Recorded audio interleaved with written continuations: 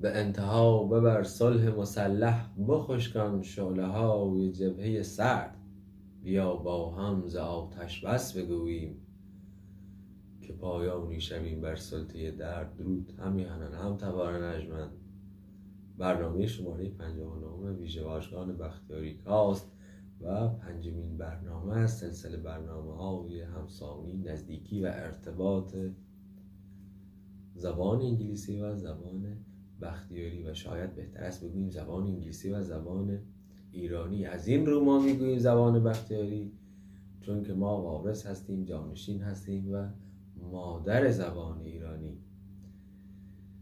موضوع برنامه امروز ما شک هست. در زبان انگلیسی شک را داریم یا شیکر، شیک زدن، شیکینگ، و گمان می رود که این فعل انگلیسی باشد، حالان که این چنین نیست. اصل این واژه اصالتاً ایرانی است. با این دلیل و سند محکم افعال انحصاری اختصاصی زبان ایرانی یا بختیاری اثبات می کند که بن آن فعل متعلق به زبان ماست. ما شک را در زبان بختیاری داریم، میگوییم که شکستن، شوینیدن یا شکنیدن، و اگرچه به معنی نهیب دادن هم هست یا ترساندن، اما در اصل به معنی شک دادن است و دقیقاً مطابقت دارد با آن شوکی که در زبان انگلیسی است. این واژه